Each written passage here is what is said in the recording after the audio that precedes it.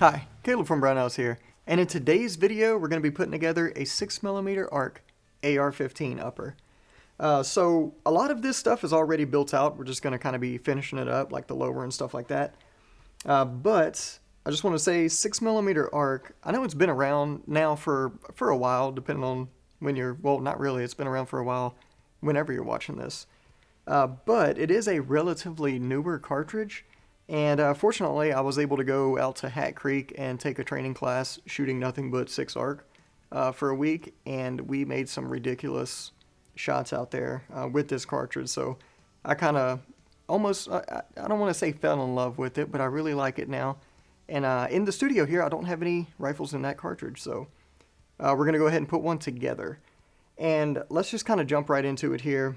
And if you want to know more about the Hat Creek stuff, you can just like Google Hat Creek if you don't know what that is. But it's a training facility. Go check it out. So shout out to them because super great place, super great staff. But let's go ahead and get into the build. For the lower receiver, so what I have here is a Sons of Liberty lower receiver. This is their full ambidextrous. This one's actually the broadsword. And just a really good solid lower receiver that I have built out. I got it as a stripped lower. So in it we have the Geisley takedown and pivot pin. Then for the trigger we're using a Geisley SSA EX lightning bow, which is my favorite AR-15 trigger of all time. And the forward controls bolt catch right there, the dimpled version with the rear bias. And then a forward control 45 offset selector lever. And then a BCM Mark II buffer system, and we're using the T2 weight of that one. And it is what would, I guess, technically be considered an A5 length, so it is that longer tube and longer buffer. And we're using a B5 stock. Since we have some other colored parts here, I'm just going to go ahead and swap out this B5 stock for the exact same one, but in brown. That's not a flat darker, that's like a brown. But anyway, I think it'll look good with the rest of the stuff. Alright, so there's our lower receiver. I'll set that aside for now, and then we can get started building our upper. So I decided to change things up a little bit here. For the upper receiver assembly, we're going to be using the Midwest Industries upper receiver rod. Upper receiver itself, and I will say this, every time we do one of these builds, y'all are like, hey, put a part list in the description or something. We can't do that because anything that links back to our website will get the video taken down, so we can't do that. But we can do it as a blueprint build and post it on the website also, so be on the lookout for that, because that'll have a full parts list with it. So, upper receiver and handguard, which interact with each other here, are both Sons of Liberty Gunworks. So this is their upper receiver. And then we have the L89 handguard. And as you can see, they lock up and interface real nice with each other. And if that wasn't robust enough, they also include a pin that indexes the upper receiver to the handguard, which is pretty nifty. So we'll be using that as well. Okay, so I'll just kind of go through the parts as we install them. So, of course, the upper receiver. I will just kind of set that on the rod for now. The barrel we're using, this is a Ballistic Advantage. This is the 16-inch 6-arc barrel. And I've had really good experiences with Ballistic Advantage barrels, so needless to say, I'll just keep using them. Alright, so I'm going to take a little bit of Brownells Action Lube Plus, and I'm going to go ahead and get this barrel nut installed, so we'll get that going, then we'll finish the rest of the upper receiver.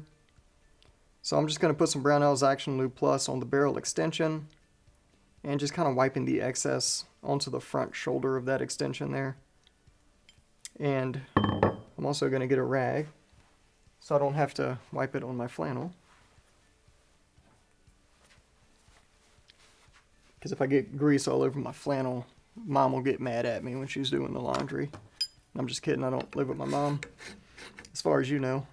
Alright, so we'll take our barrel, and this is a super tight fit, which is good, that's what I like to see. So we're going to need to press these two together, and I may actually see if I can get it by hand here. I think I'll be able to. But what I will do, so really tight fitting barrels, not the easiest things to do with this particular tool, but I do have a tool that will help me out with it. And actually, I'll use the one I have right here. So this is the device from the device manufacturing. This is the light version, which I keep in the toolbox. Yeah. So we'll try not to drop anything. The smarter version of me would have just put the tool in the vise first. Alright. And I'm just going to position this so I can get a little bit of leverage on it. And press it into place here.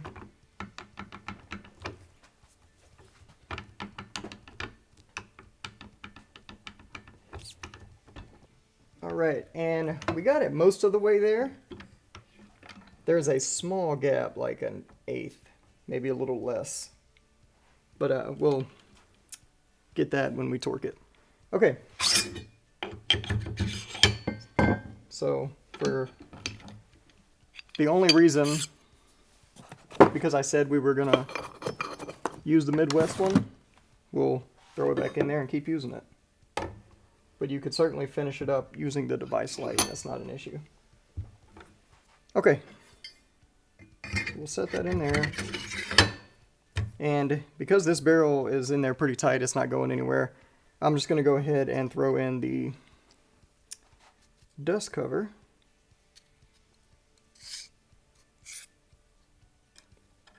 Alright, so now we'll get this started in here.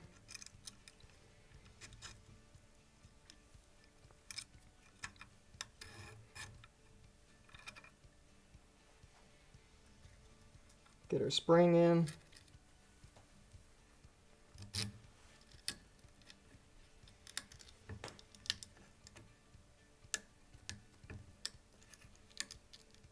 I'm going to rotate the spring. Try not to let it make a fool of me here. And I'm already doing that. Let's see.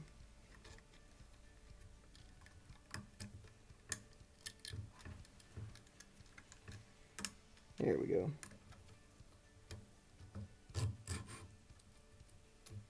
Alright, and also another thing I'd like to note while I'm finishing this up here. There we go. Oh, almost.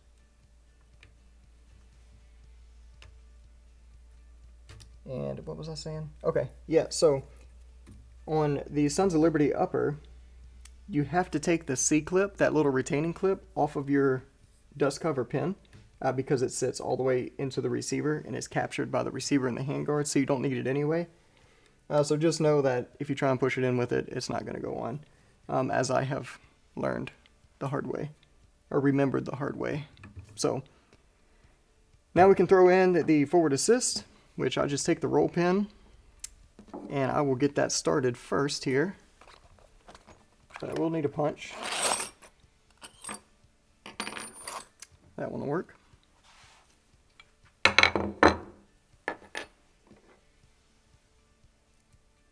So I'll take a starter punch, tap it in just enough to stay there. Then I'll take the forward assist, assist it into the forward position.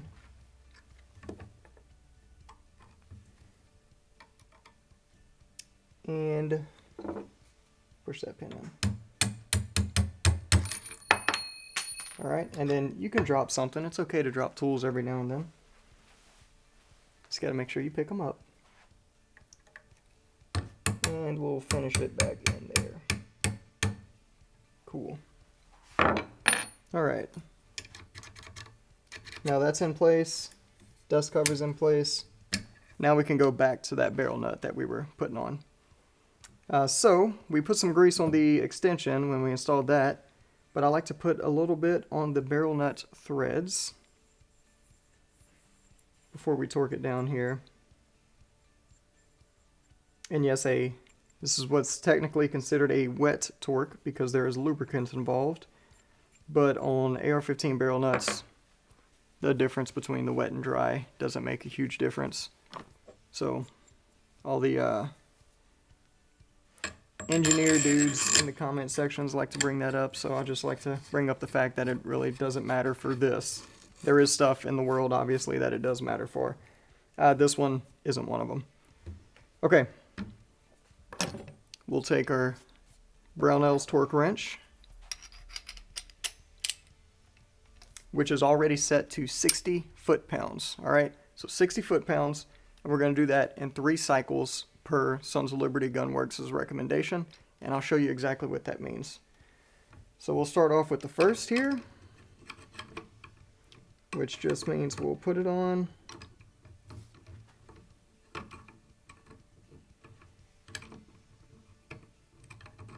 There we go. All right. 90 degrees and torque it down. And as I mentioned, there was a small gap, so it's going to take a little bit more because it's pushing that barrel in the rest of the way.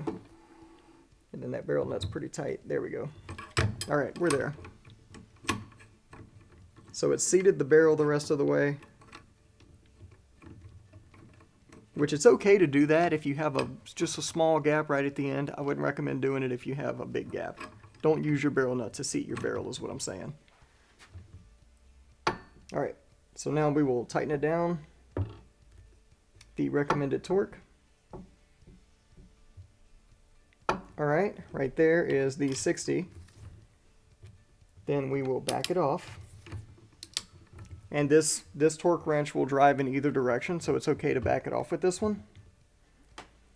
So we'll do that.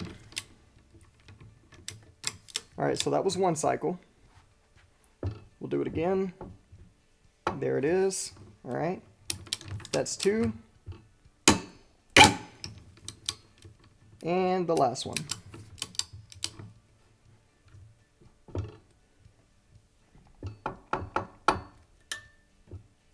All right, there it is. So we're done with that torque wrench. Let me adjust my vise here. All right, so now we can install the gas block with the gas tube, which conveniently is already on there because this was on a previous build. But this is just a forward control gas block with a Brownells gas tube. And this is another snug fit as well, which is a good thing, especially when you're dealing with the gas seals and stuff like that. You want it to seal up nice naturally. And we'll just work it all the way back. And if you want for this, you can put a little bit of lube on that as well. But we're just gonna run it on there.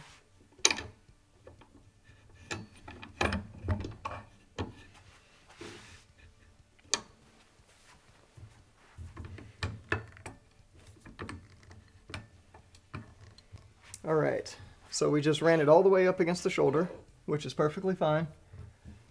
And it looks pretty darn straight. So now we're just going to go ahead and tighten down those screws. And if you want, you can put a thread locker on them. I usually don't, just because gas blocks get really hot and your thread locker turns to powder with high heat, even if you use red. Alright, so we'll tighten those down. Alright, that feels pretty good. Okay, so now we can install the handguard. I'm going to take that pin mentioned before, and you can insert it into either the upper receiver or the handguard. I'll just drop it right in that handguard. And it is a snug fit, which is fine. You know what? Because it's such a snug fit, we'll put it in the receiver because I know it goes in there a little easier. Okay. Then we take our handguard.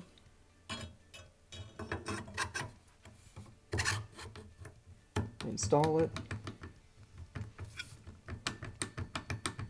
Alright, and now we're at this point And like I said, that was a pretty snug fit. So what I'm going to do is I'm going to get a nylon hammer, the Brownells nylon tipped hammer, and I'm just going to gently tap it into place. Alright, and just gently tap it. And you want to make sure it's moving, right? And which it is. So we're doing nice and gentle, easy taps here. Also, pay attention to your muzzle, okay? If you're one of those people that can't swing a hammer to save your life, you're going to want to protect that muzzle. So maybe just gently screw your muzzle device on there.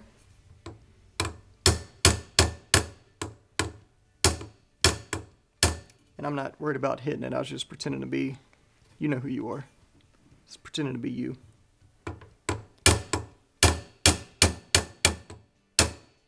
There we go. I'm going to take this muzzle device back off. Okay, now we need to put our screws in here. Let me see what size driver I'm going to need. Using my Brownells Magnatip sets.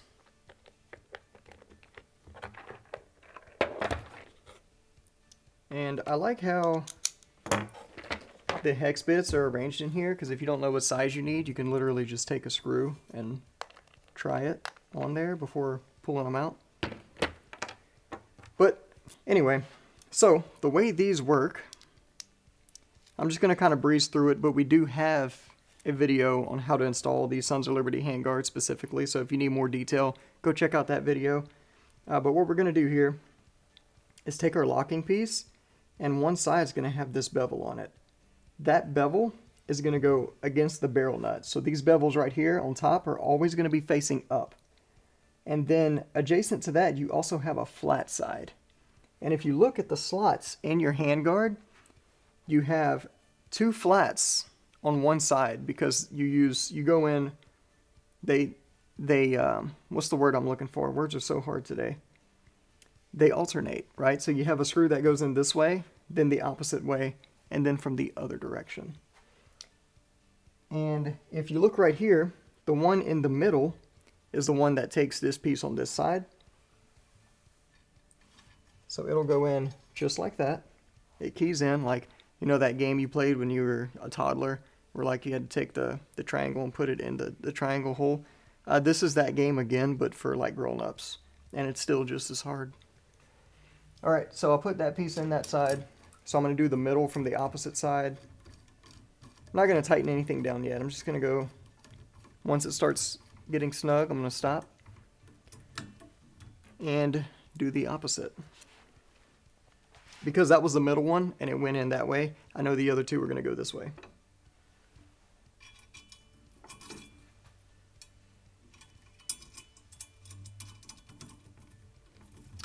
Same thing, nothing crazy here, no surprises.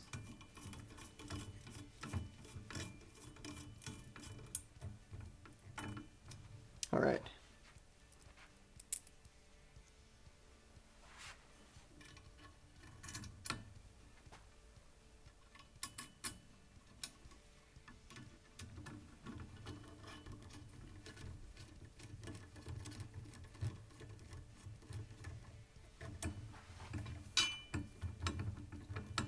And for these, there's no torque spec. You just tighten them down until they come to a hard stop. Because basically what's happening is that angled piece, that bevel I showed you, is going up against the barrel nut, which also has bevels cut into it. So it's really locking into place, really solid. So you just turn it until you feel a hard stop. There it is.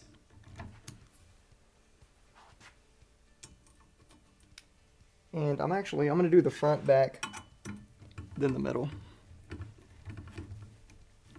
And you'll feel it getting tighter.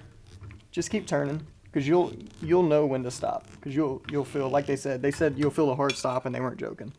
That's it right there.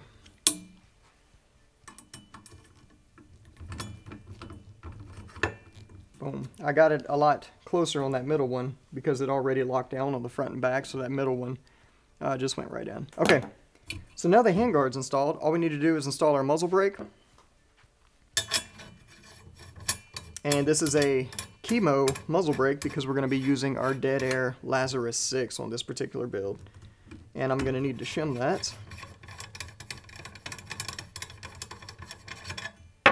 Grab the shim kit real quick. Alright, and to shim that, I do have the Brownells shim kit with shims for pretty much everything in it. And I'm just going to do the hasty method here. I'm just going to try a couple and go from there.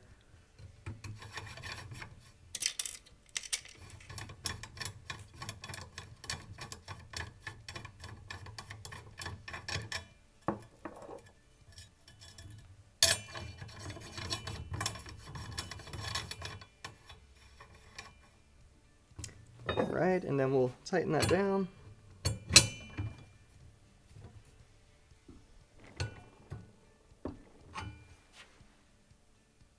Just a little bit more. There we go. Alright. So we have our muzzle brake installed. I'm going to put these shims away.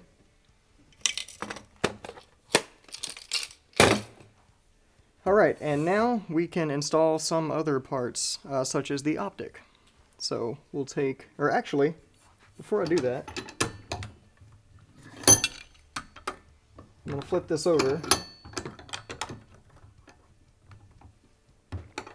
I'm going to take the Arca rail, because we're using a bipod here. I'll talk about the bipod real quick. This is the MDT. This is the one with the carbon fiber legs. And it also comes with the mount. It's a Brownells package we have here. So it comes with the MDT bipod and the Area 419 Arca mount. But I also added this Area 419 barricade. And it just sandwiches between the mount and the bipod itself. And just acts as a barricade up there. So, also with that, we're using the Strike Industries Arca rail. So we'll just install that. I'm going to put it as far forward as it'll go, and that'll let me move my bipod back and forth as needed. Also, another thing I did, which, yeah, or actually what I'm going to do is I'm going to take, no, it's right because it's upside down. My brain's not working. But what we did, I took the mount. It comes, how you would usually set it up is with the knob on the other side. I have it set up on this side, so when I'm shooting, if I need to move my bipod, I can just reach up, loosen it, move it where it needs to go, and then tighten it because I'm a lefty. If you're right-handed, you're going to want this on the other side, so you can do the same thing without coming off of your rifle too much just to adjust your bipod. So that's why that is the way it is. Alright, so now I'm going to grab a Torx bit. I don't have my Torx bits in my Magnetip set, which I should because we certainly do have those. But I'm going to grab a Torx driver, looks like a T20, and then we'll just get this installed. Alright.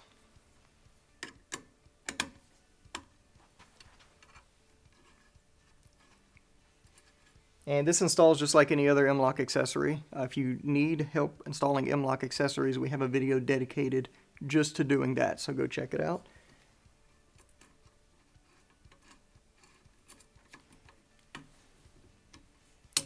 I'll tighten the front one, the back one, and then do the ones in the middle.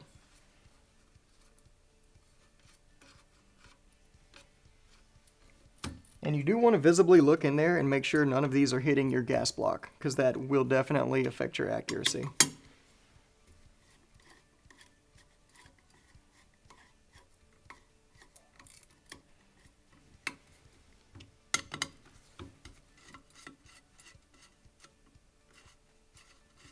That one right there was close, but it's not hitting. Okay, perfect.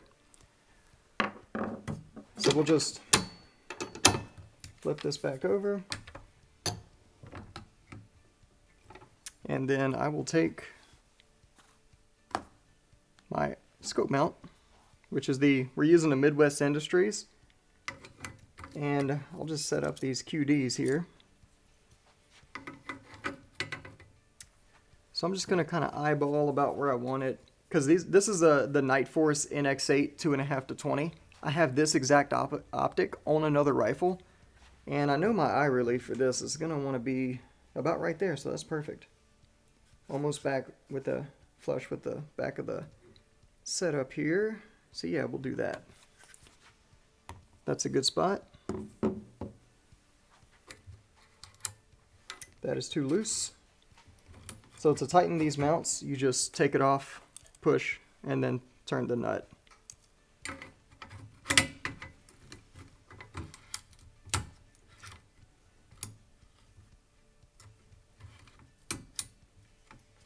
And this part will take a little bit of trial and error here.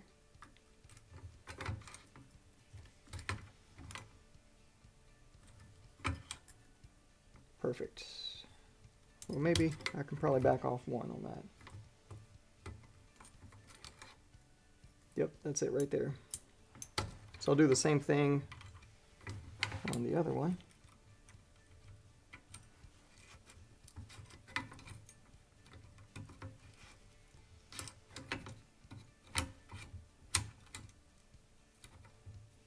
All right. And then if you notice, there's a slight bit of play back and forth. That's perfectly normal, but what you want to do is push forward as far as it will go, and then lock it down. Just like that. And I'll just grab my Fix-It Sticks kit here, because that has my other torque drivers in it. That's the one we want.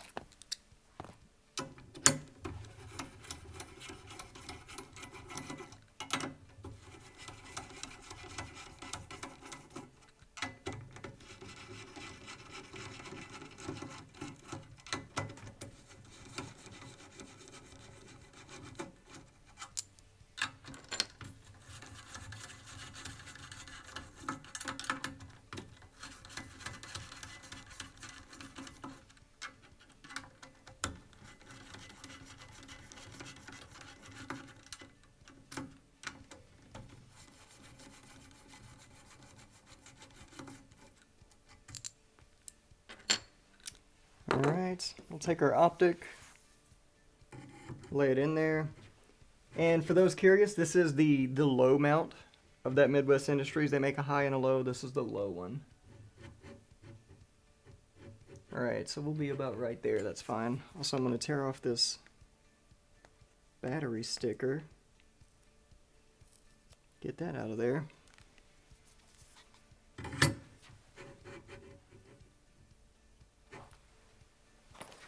Alright. And we'll see if our Arca scope leveler will fit under here.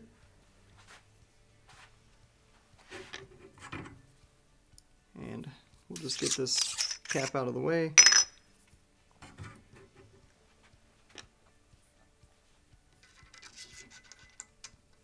Alright, and we are in business.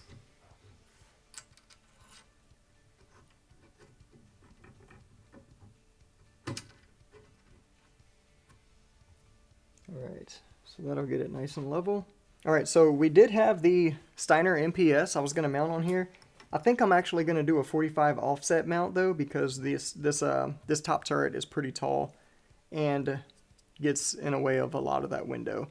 So I'm just going to go ahead and put the original tops back on. And I'm just going to make sure I have equal gaps on the sides of these here.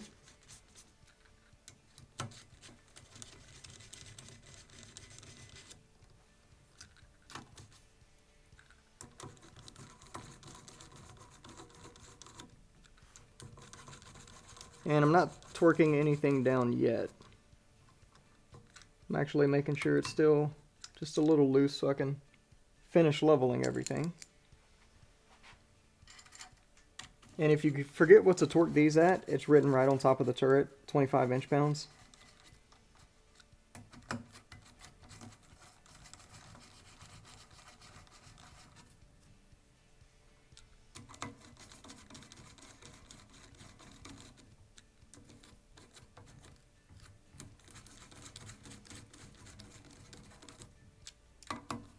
Alright, so I'll loosen those.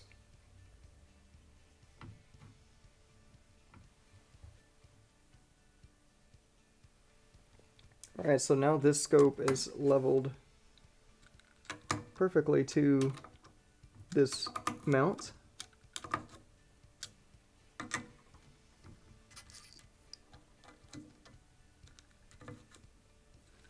Alright, so now we'll torque everything down. I'm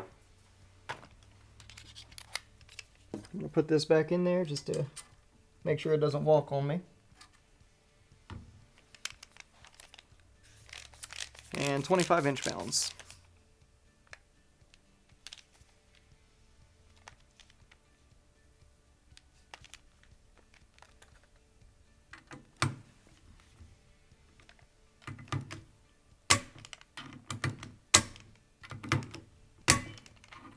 Just alternate on the screws as you go.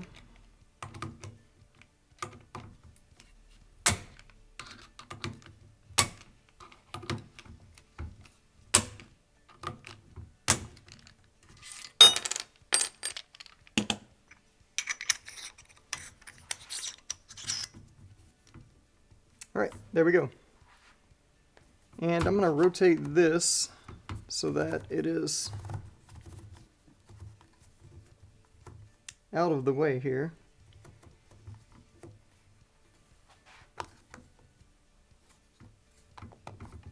Okay, and then the back one, probably just going to pull that off, honestly. Actually, I'll leave it facing down for now, and if I hate it, I'll end up pulling it off. I usually just pull them off. Alright, so we'll take that off of there.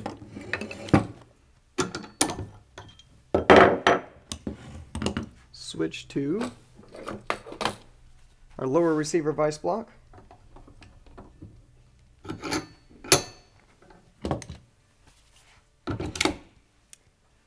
Grab a little bit of gun oil.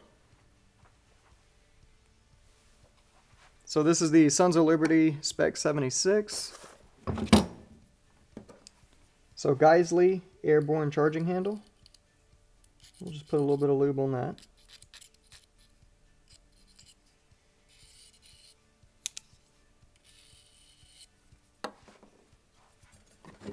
Put that into our upper receiver.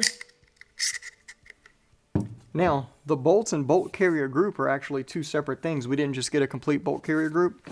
Sorry, the bolt and carrier.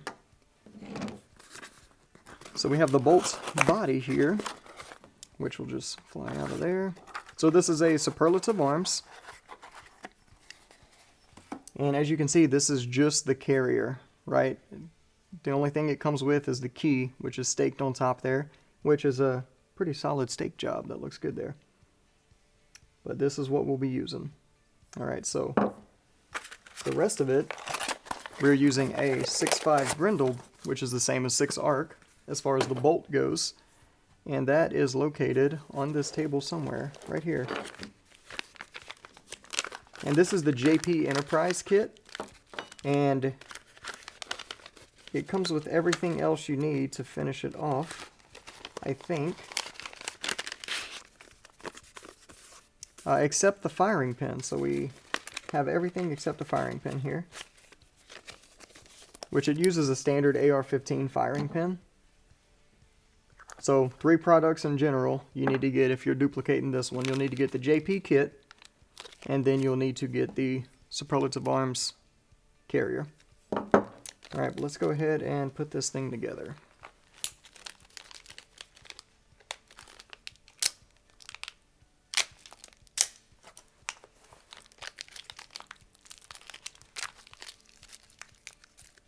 Alright, so we have our cam pin, the cotter pin, and the bolts. Oh, it does come with a firing pin, look at that. Okay, so the firing pin was tucked inside the bolt, so I didn't see it, but it comes with everything you need, so scratch that, just 2 things. The Superlative Arms carrier and the JP kit. That's it, got you covered. Alright, so this will go inside. So this assembles exactly how your standard bolt carrier group assembles. Nothing crazy here. As you do it, you can put a little bit of oil on it. Throw it together.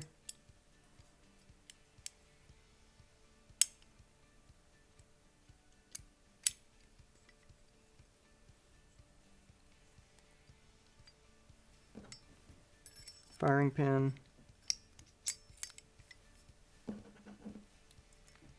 garter pin, lubricate the bolt carrier,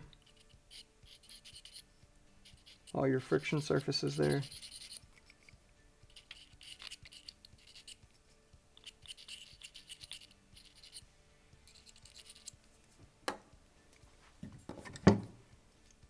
Insert into the upper.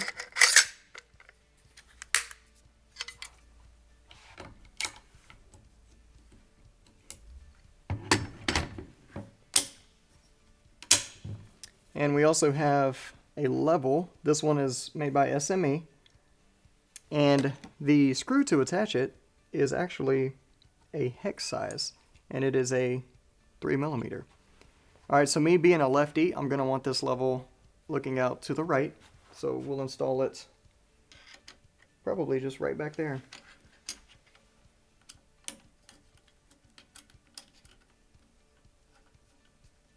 And in case you haven't noticed yet, even though it's a 16-inch barrel, we do plan on shooting far with this.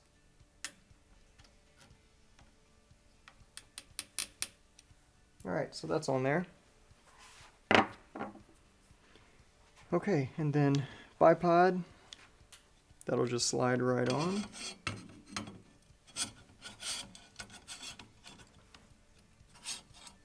I'm actually going to set it back a little bit to start off with, because if I do use the barricade, let me show you here. What I want is for whatever I'm propping it up on to be right here, not off on the barrel, right? So I want it to be right there. So I'm going to just kind of set it there as a general, place to put it.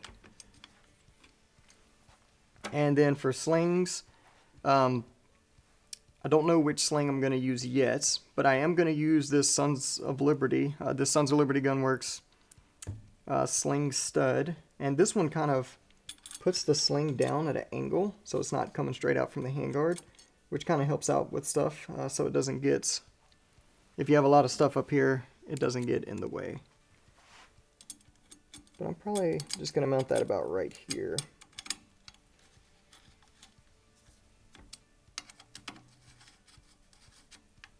And the handguard itself does come with steel studs in the back, but I tend to like my slings to come out a little bit further forward, which is the only reason I'm doing that. If you don't mind the one in the back, then that's just a piece you don't need. Okay, and that is all there is to it. I just want to talk real quick about the ammunition we're going to be shooting. So this is the Hornady. This is their ELD match 108 grain. So this is what we'll be shooting while we're out there. And I can't wait to see how it performs. So join us in the next video when we actually do the range report. So if you have any questions, comments, concerns, anything like that, feel free to post them down below. As always, hit the like and subscribe button. And if you need help with anything for any reason ever, feel free to give us a call on the tech line. We'll be happy to help you out. Thanks for joining us, and we'll see you next time.